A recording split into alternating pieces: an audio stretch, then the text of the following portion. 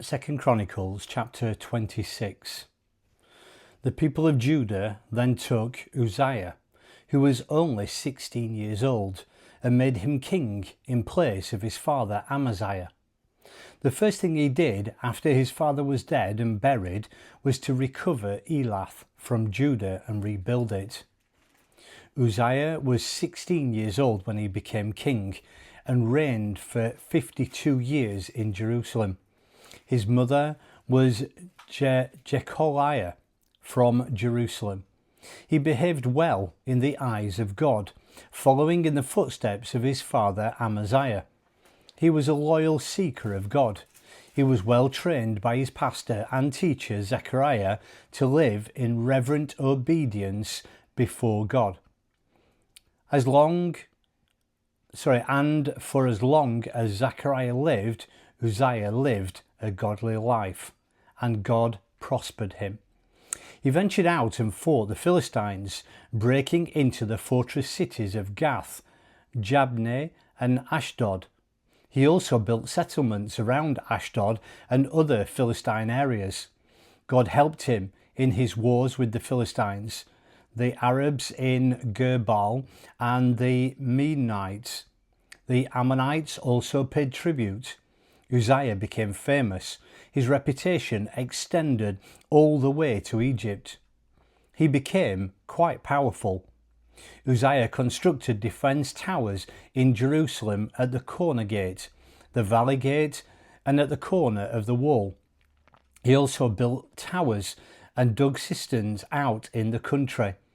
He had herds of cattle down in the foothills and out on the plains, had farmers and vinedressers at work in the hills and fields. He loved growing things.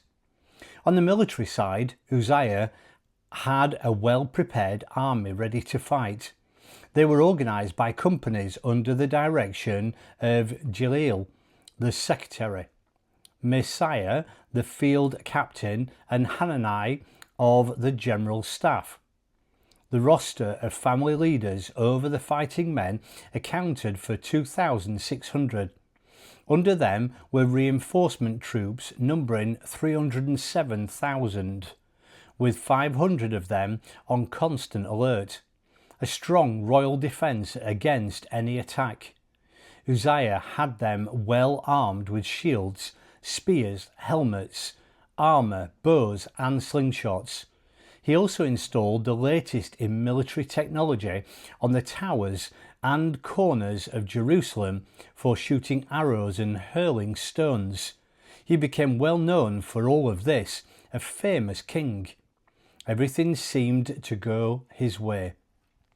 But then the strength and success went to his head. Arrogant and proud, he fell. One day, contemptuous of God, he walked into the temple of God like he owned it and took over, burning incense on the incense altar. The priest, Azariah, backed up by 80 brave priests of God, tried to prevent him. They confronted Uzziah. "You must not. You cannot do this, Uzziah, only an Aaronite priest, especially consecrated for the work, are permitted to burn incense. Get out of God's temple. You are unfaithful and a disgrace." But Uzziah, censer in hand, was already in the middle of doing it and angrily rebuffed the priests. He lost his temper. Angry words were exchanged, and then, even as they quarrelled, a skin disease appeared on his forehead. As soon as they saw it, the chief priest Azariah and the other priests got him out there as fast as they could. He hurried out.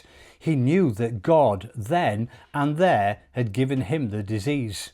Uzziah had his skin disease for the rest of his life and had to live in quarantine. He was not permitted to set foot in the temple of God.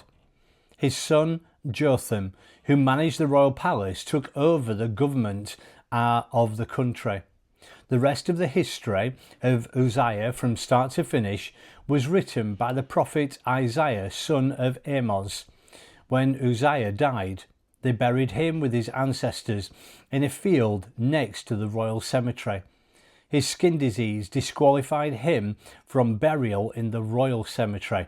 His son Jotham became the next king.